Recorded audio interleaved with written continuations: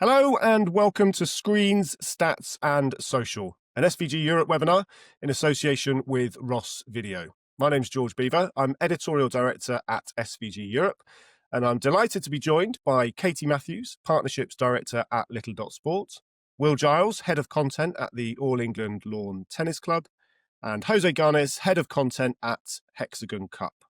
Hello and welcome to you all. Hi there. Good to see you all. Hello. Hi.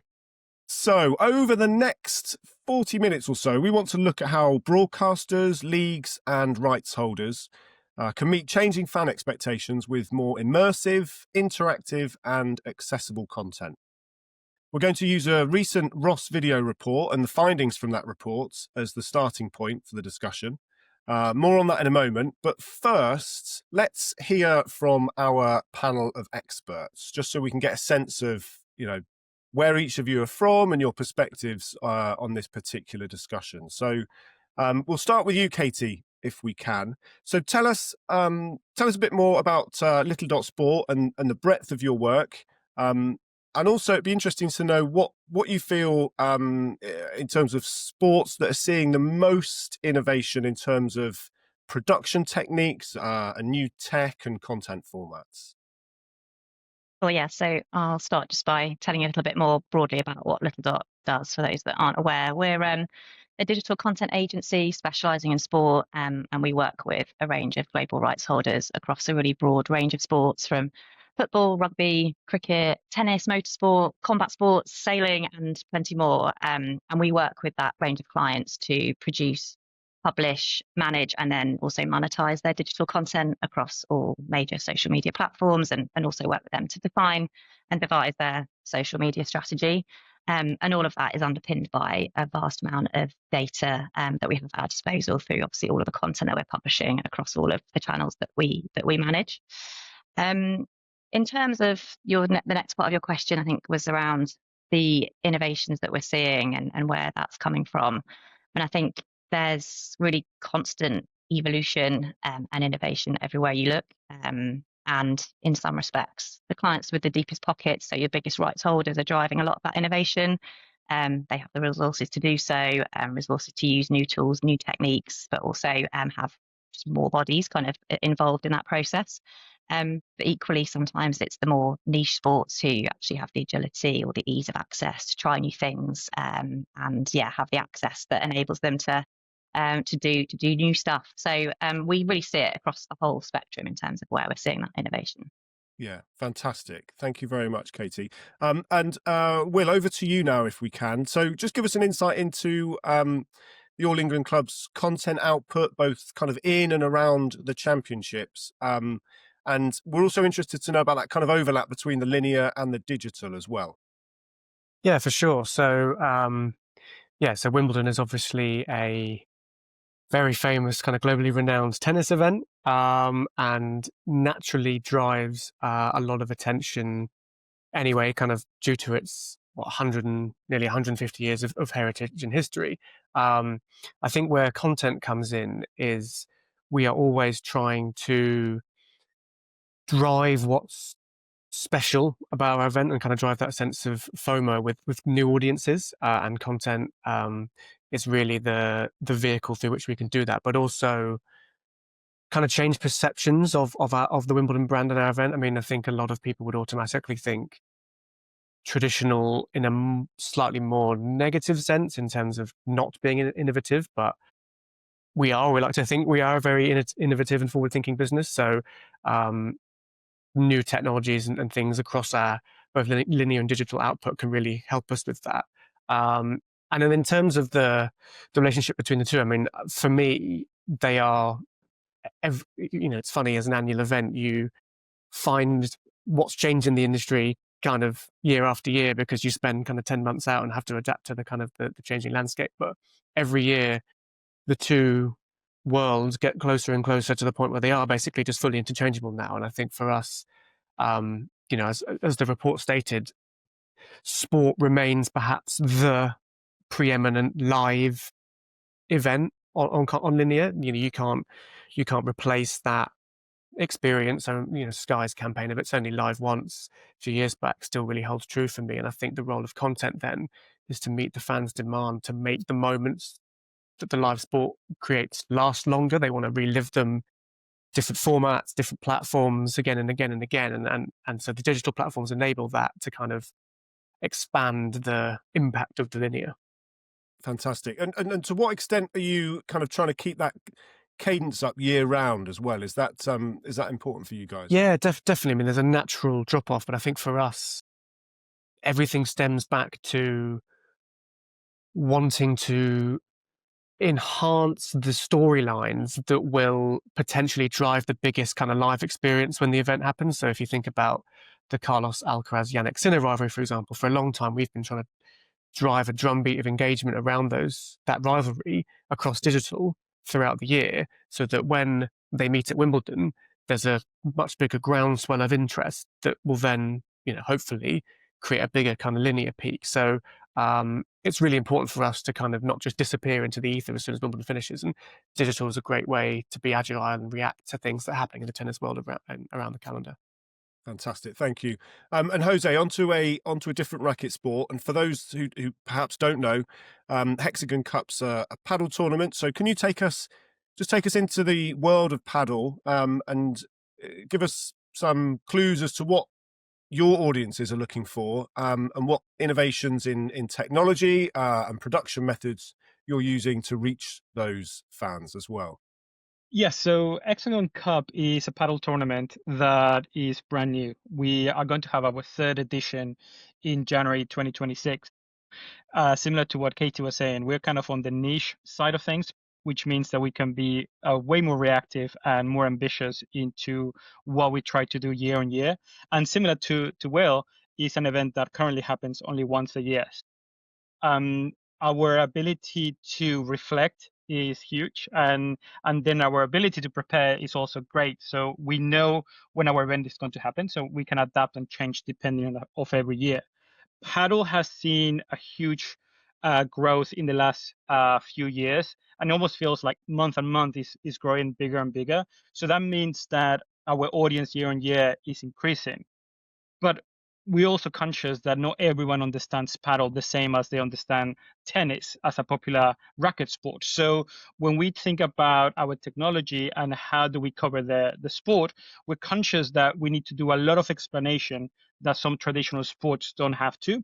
And we rely quite heavily into the broadcast technology and overlay of graphics, and how do we break down statistics so people can understand what is going on the court. They can fall in love with this new sport, and then the next game that they watch, they can start becoming experts on what is happening. So for us, technology and broadcast is hugely important so we can start breaking down our sport.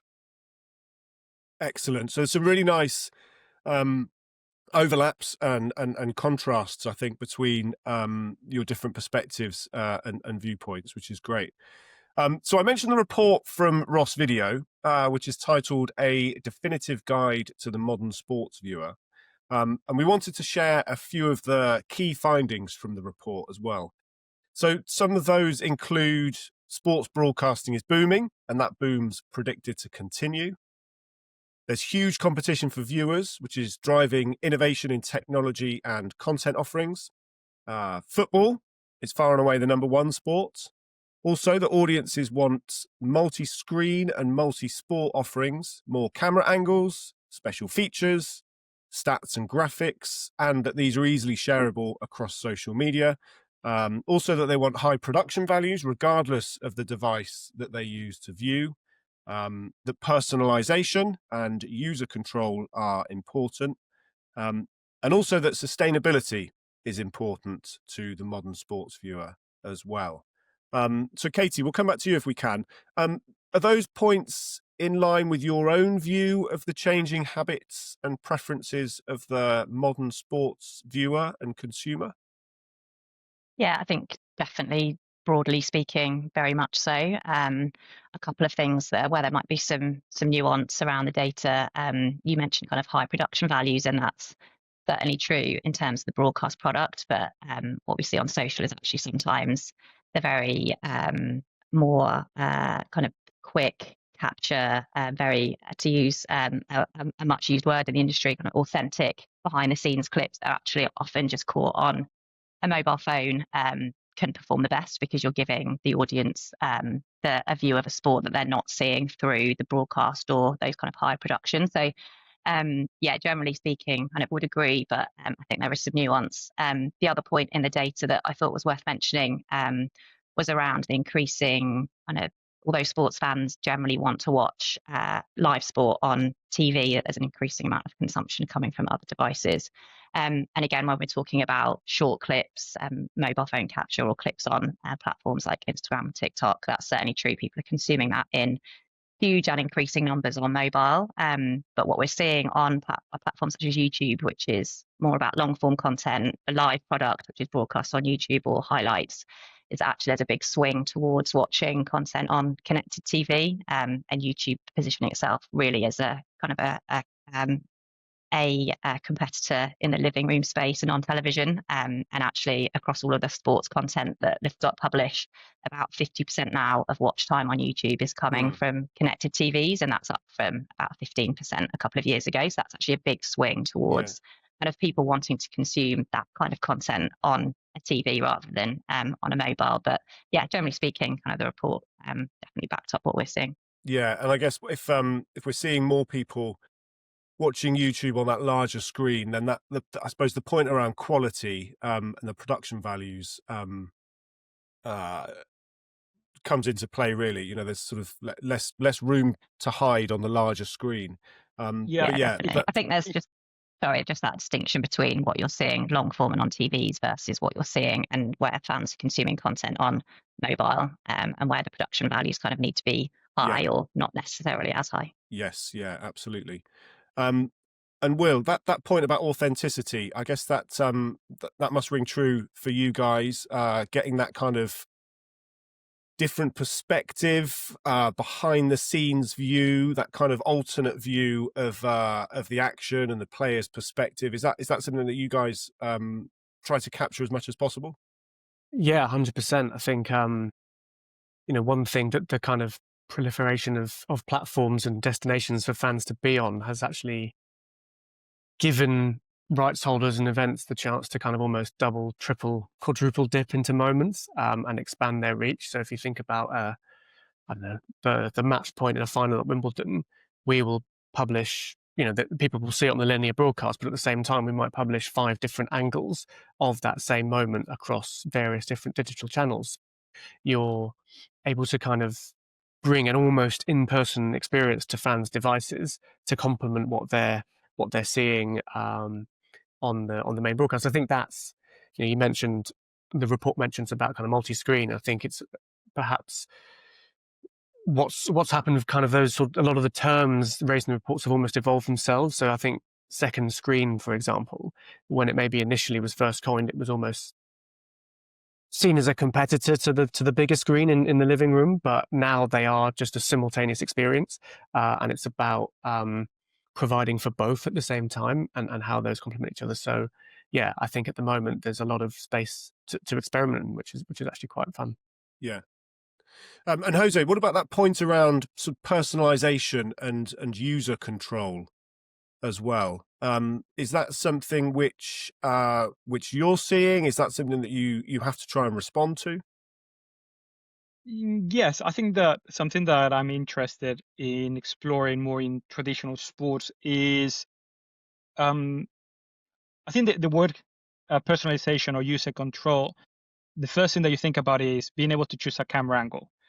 The reality is you probably wouldn't want to give that control to someone, because in a sport, the speed of the sport moves quite quick and you might not be able to follow the action properly. But when I think about personalization or giving the choice to the audience, is how can I create the same broadcast to different audiences and to different likes? And what I mean by that is, you might have the traditional broadcast that you have 2 commentators and the world feed and they're discussing what is happening on the screen. But then the second personalization might be a influencer, a caster, someone that is more closer to the audience on the language that they use or on the style of describing what they're seeing. And for me, being able to create that second feed or third feed is what I think personalization is going to go forward, and it's going to start increasing the kind of content that you're going to have, more than allowing the audience on what camera to choose. It's more about what kind of broadcast they want to choose and what they want to consume, all being provided by the rights holder. I wanted to talk a little bit now about engaging with new fans. So we've seen some very, very well documented and often discussed examples of sports that are enjoying sort of waves of interest, whether it's thanks to those doc series like Drive to Survive, Breakpoint, All or Nothing, cinematic releases like the F1 movie, plus the impact of YouTubers and influencers kind of helping to draw new audiences to sports as well. What sort of impact is that having on rights holders, and how they can take advantage of those new eyes on their sports? Who would like to take that on? Katie, perhaps?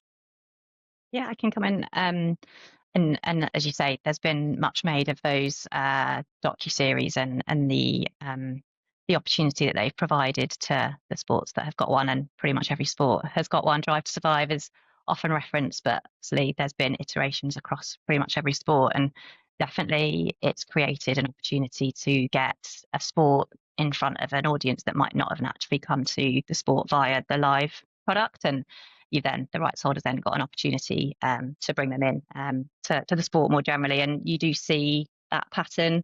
I know the NFL have talked about the impact that their quarterback documentary had, and how they've really seen the impact of that coming through to the live product. And definitely, F1 have done a brilliant job of converting that interest from Drive to Survive into fandom. I think it definitely does create a challenge. I think Jose's talked about it in terms of a brand new sport, but where you've got maybe more legacy sports, but with a new audience, you've then actually, through your broadcast product and all your social content, you're kind of having to serve to quite different audiences, an audience that are very well educated on the sport and have followed it for a long time, versus a new sport that might have come into your kind of ecosystem through a different way. And then you're trying to communicate to both of those audiences, and that's where things like those on-screen graphics and analysis, and also, kind of as Jose's mentioned, giving audiences the choice, so you can opt into certain features or opt out depending on your interest levels or your knowledge of the sport, can really help a rights holder serve those two very different audiences. And we've talked about influencers, creators, YouTubers drawing people to sports, and some of those are picking up rights as well. So do you think that's just an experiment to kind of dip into sort of dark markets, or is that a trend that you see continuing to grow, Katie? I think it's definitely, we're just kind of seeing the beginnings of that happening. I certainly think it will continue to evolve. There's quite a lot of noise made this year about the Mark Goldbridge YouTube channel picking up rights to Bundesliga, also the Rest is Football podcast picking up some clip rights for La Liga. And I think that's kind of just the tip of the iceberg, really, as we see the power of the creator space on YouTube and other platforms, which will certainly present a challenge to rights holders as kind of that audience becomes even more fragmented, picking up content from other places, but equally an opportunity. And the rights holders that are already tapping into that creator space are benefiting from that, because it's enabling them to reach an audience that they're not currently reaching. They're tapping into an audience that is following a specific creator.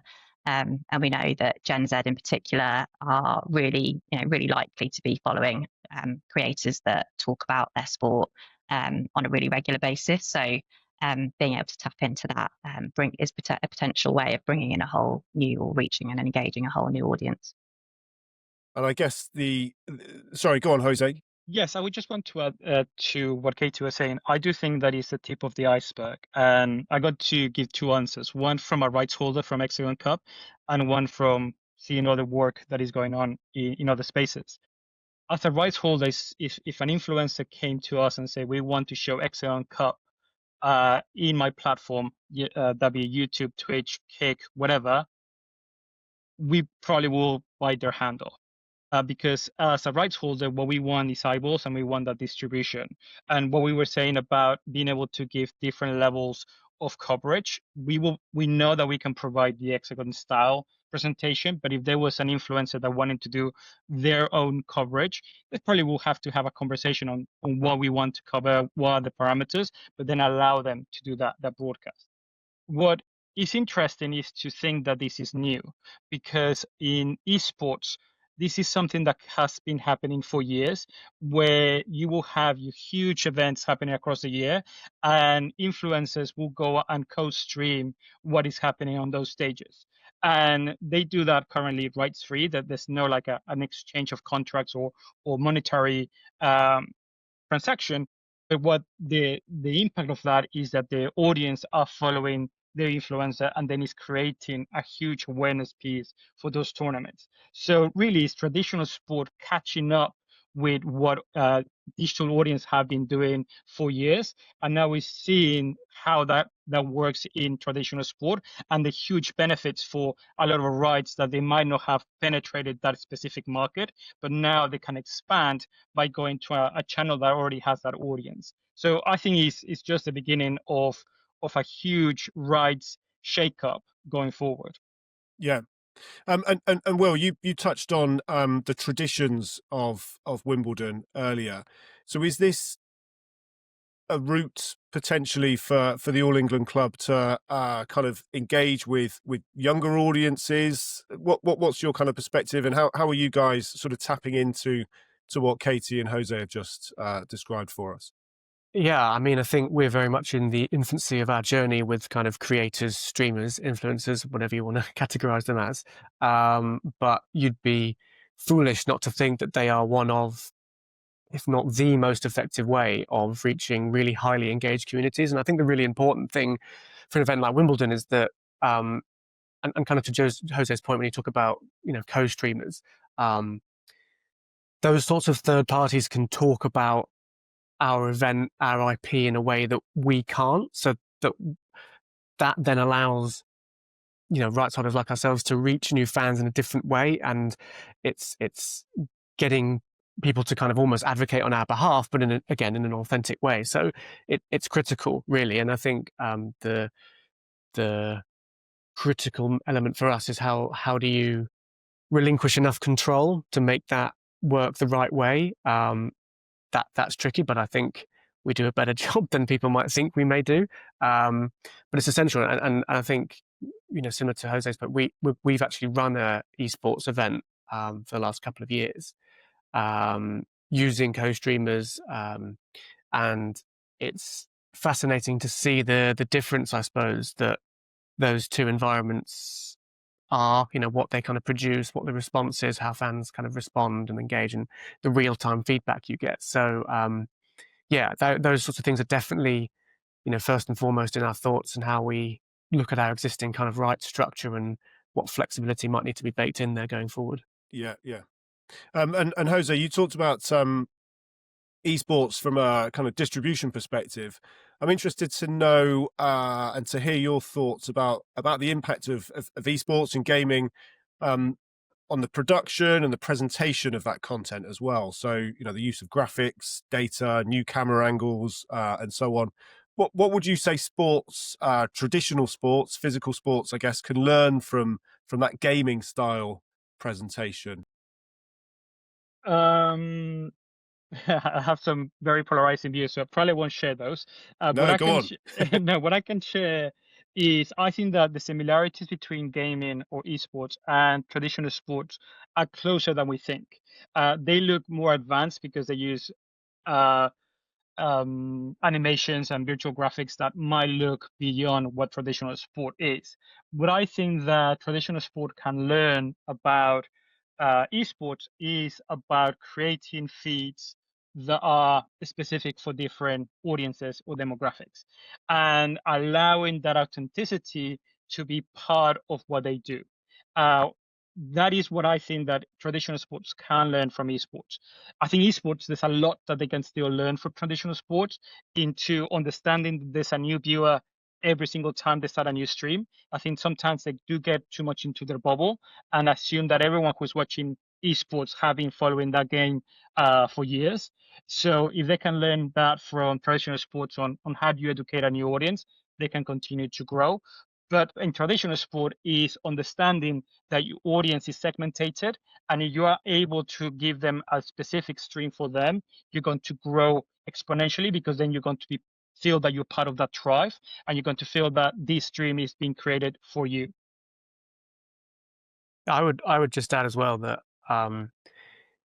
what, certainly from our experience of running an esports event, what is arguably the biggest notable kind of on-screen difference, and it's the chat functionality, isn't it? It's kind of, you look at any YouTube stream or any significant streamer, speed, etc. The viewership is essentially acting as the producer or the director in many ways, and they're almost calling the shots, and it's a two-way broadcast. The viewer is so much more involved in that environment, and I think that's a really interesting kind of intersection. How will that force kind of more traditional linear broadcasts to be a bit more two-way? The technical capacities behind it and the challenges there notwithstanding, but I think it's undeniable that certainly younger fans almost expect that level of impact and almost control over what they're watching or being able to contribute to it. And so it's a really interesting element that I think we will start seeing crop up quite a lot. I think this is a point where I start to feel quite old as a viewer, because you hear quite often that younger viewers want agency, and they want to be able to kind of be involved and have a less passive experience than perhaps older viewers do, who are kind of content to sort of lean back and watch a more kind of traditional view of a story. But yeah, what we are constantly told is that younger viewers, and whether it is a result of being sort of more exposed to gaming, they do want to be more involved and feel like they're having a bit more of an impact on that coverage. But yeah, as you mentioned, well, I guess that presents then challenges for all of you who are tasked with covering that. Yeah, but I think that more than challenges creates opportunities, because then it's also ways that you can commercialize that interaction. You can be able to create inventory into how do you leverage your audience that is already engaged and that they are contributing beyond the view, the share, or the comment, that they're watching live, and that becomes quite a commodity for a rights holder. The second part of what you make that you feel older, that you just don't want to contribute and want to sit back.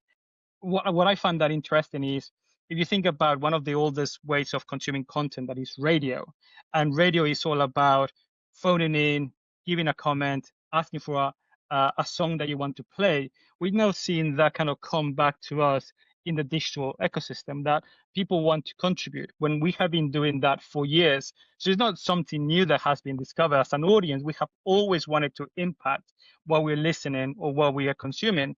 Now we have the ability that it can be instant. Instead, before it was, you needed to be selected, you needed to be chosen to allow what song it was going to play next. Now that comment or interaction can be immediate, which means that you always want to be watching to see if they're going to pick up your comment and give you that call out. And I think that is quite interesting, that it's not something new. It's something that has been ingrained to us, but makes us want to be part of the community of watching something. I guess, yeah, it's a very good point around the commercial opportunities. I guess some of the complexity comes from having to serve all of those different viewers and those different kind of slices of the audience that perhaps each want something slightly different from the other. It'd be interesting to look now, if we can, at data, and particularly sort of data-led storytelling, and how best to turn some of that real-time data and graphics into useful insights that support compelling narratives as well. Katie, is that something that you can pick up and just talk to us about for a little bit? How do you kind of incorporate some of the stats and some of those facts to support the stories that you and your teams are trying to tell? Yeah, definitely. And my perspective is more from how we utilize kind of stats and data in social content as opposed to on kind of the live broadcast. But yeah, I mean, essentially, audiences lap that kind of stuff up. And as I kind of talked about earlier, you've got those two audiences to serve in some sports where you've got a more traditional audience and a newer audience, and actually stats can work for both, but really help to educate that newer audience. And they're looking for that. They might come into a sport from a different route, but then once they're starting to engage with it, then we see a really strong engagement with kind of stats and information that educates them. What we tend to find is essentially you need pretty skilled data visualizers, because audiences, whilst definitely wanting insight, also there's been so much advancement in the way that stats and graphics and analysis is displayed on screen that audiences are used to not having to work that hard now. They can see with those really good graphics, the kind of the takeaways come through really easily, and we definitely see that on social content. Audiences are looking for something really strong graphics that really give you an easy takeaway. But yeah, absolutely, it's something that we see across pretty much every sport, and audiences across all platforms and all demographics kind of respond really positively to that kind of content. And to what extent are you factoring in those viewers then sharing and kind of reposting and helping to distribute that content for you? Is that a priority, or I guess how do you kind of balance the insights that you're trying to share with the viewers versus the sort of shareability of that content as well? Yeah, it's a really important part of kind of when we're planning content. Everything that we do at Little Dot is underpinned by data, and with kind of the vast amounts of content that we're publishing each month, that provides an awful lot of numbers and data for us to analyze to see what's working.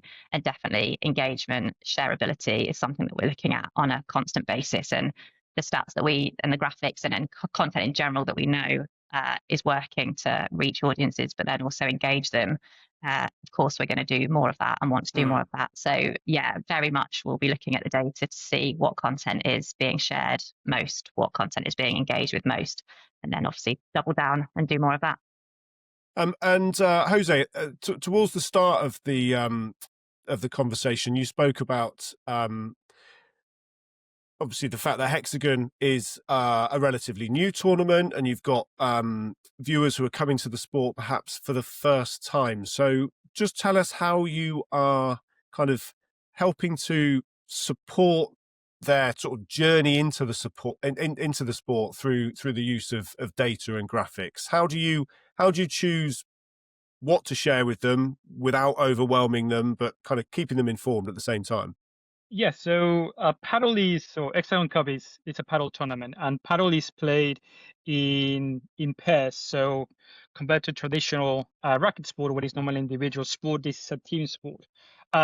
So there's a lot of action happening on the court, a lot of movement, and we use data and graphics to be able to break down different moments of the court. And I feel that there's two ways that you can do storytelling. One is through explanation from the commentators, but the one that helps a lot of people is the visual explanation and breaking down different phases of the game. And there's a lot of things that people can understand quite easily is who is attacking, who is defending, who is higher, who is lower. And instead of having to explain the X's and O's of the sport, of trying to really break down the strategies, we can break down who is winning, who is doing better the attack, who is better at defending. So that's how we're using our data. And similar to what Katie was saying, that you need to cater for different audiences. We know that we have a highly engaged audience that have been following paddle for years, and a huge new community that is the first time they're coming in. But I believe that a good data explanation can cater for both. It can go to the expert to go, I knew that, that's why they are winning. And the new audience can go, wow, I understand what they're losing. So being able to understand what is your middle ground will allow you to be able to cater to those two polar opposites. And what I'm interested in the sort of underlying technology that supports all of this as well. What's in your view, Jose, are the sort of key elements to a workflow or to a technology stack that really kind of helps to support creating and sharing this content? Reliable data is paramount, but once you know that you have reliable data, is the speed that you can get it. If you can get very complex information, but it takes 3 minutes to be able to process and receive it, in a normal scenario outside of live sport, that sounds like plenty of time. But in live sport, we need that reliable data to come in within seconds. So then our data or graphics producer can come and provide us different options on how to display that information. So it's reliability and speed. And for that, we really work with every partner that is operating within the event to be able to mount the cameras that we need to capture that information, put all the fiber optic and cables that go back into the TV truck, being able to speak to our graphics providers to be able to display that data in a way that can be understood, and also know that the data they've been provided is accurate, that we can put it out on the screen, and we're saying something that is true to what happened on the court, all within seconds. Excellent. Thanks, Jose. So just to wrap us up, I wanted to look ahead to the future. So, Katie, we'll start with you if we can. What innovations do you think are going to drive the new rules of sport production? I think the kind of the forces that will drive that come from multiple places, and that will be across kind of the technological advancements that come. It will be across changes in the distribution models of sport, which we've talked about. And it will also come about from the fragmentation of where audiences are viewing that content. We've talked already about kind of creators picking up content. I think the other big area that we haven't touched on yet is the role that individual athletes are playing in kind of that content mix. And whereas before you would have, generally speaking, people would come to watch the live product, maybe catch some highlights on the broadcast. What we're seeing now is that sports content is being consumed on a pretty much constant basis. It's not building up to a moment at the weekend. It's being consumed constantly, and obviously that's driving so much of the change that's happening. And certainly having kind of more content creators in the mix. You've got the broadcaster, you've got the rights holder, you've got the athletes, and then you've got content creators. I think that's going to create a lot of, continue to create a lot of disruption. And then certainly new advancements and features from platforms, certainly in kind of our world and where we're publishing content, which is on those social platforms. So we haven't had a chance to mention it today, but things like the multi-view format on YouTube, which we're experimenting with some of our football clients, and giving audiences and fans that choice of what to watch and how to consume it. I think we'll see more of that as kind of platforms respond to how consumers and fans are wanting to watch live content on their channels, as well as the rest of the content that's kind of published throughout the week. So I think it will be driven by certainly technological advancements, that fragmentation of the distribution and therefore the changes that will come about as a result of that. And then, of course, audience behavior. And as audiences start to respond to certain things, then we'll see kind of more developments in those areas. A real sort of proliferation in ways of viewing, I guess. Much greater choice that needs to be served and supported as well. Same question to you, Will, if we can. What's next? What do you think is going to shape sports production as we look to the future? Yeah, I mean, I actually think a lot of the innovation is going to take place in front of camera. I think if you think about the demand to integrate creators, talent, different perspectives, I think we're going to see more and more almost formats of sports that are slightly separate from the core product in order to kind of integrate those people. So if I think about the US Open tennis event, it launched a kind of new mixed doubles event this year that could you can kind of see how that could expand. There's plenty of other examples in tennis where new set pieces, almost exhibition kind of set pieces, have been created that are then going to allow greater innovation from the broadcast. Whether that's marking people up, whether that's involving fans and creators kind of being invited to the venue to kind of take part in certain competitions. So I think it's kind of, rights holders are going to have to think, what actual propositions can we create that are going to look good to audiences and what they expect? And if the current core product doesn't do that, what can be created on the side to kind of expand that shoulder and appeal to new fans and kind of bring people into ecosystems? So I think that's going to be really interesting. We've seen a lot of that already. I mean, I feel like I have to mention AI in some form. Yes.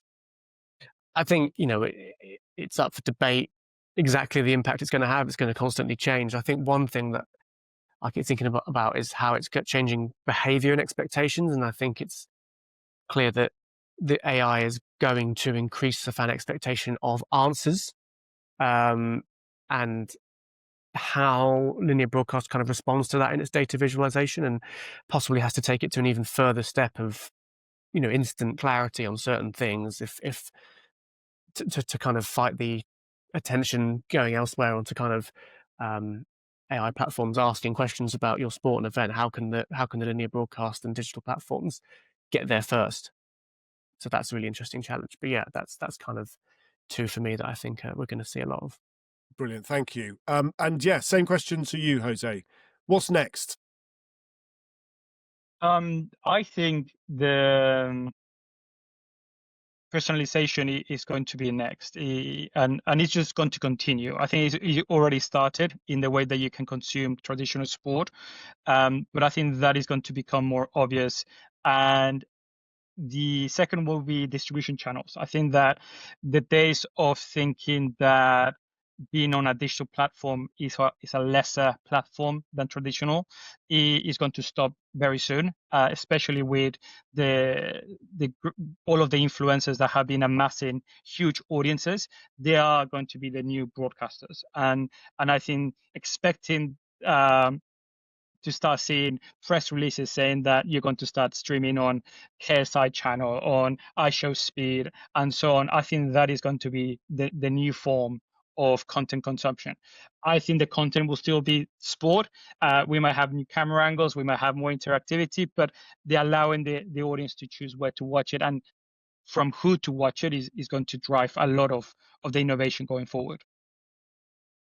Excellent. Well, look, I think you've all painted a picture of an exciting, varied, complex, but sort of ultimately a future that's potentially, full of opportunity and promise as well for production. So we're going to have to end it there. I think we probably could have carried on for a couple more hours, but yeah, some fascinating insights. So thank you so much for sharing your time and for sharing all of your knowledge and your expertise. Thanks very much, Katie, Will, and Jose.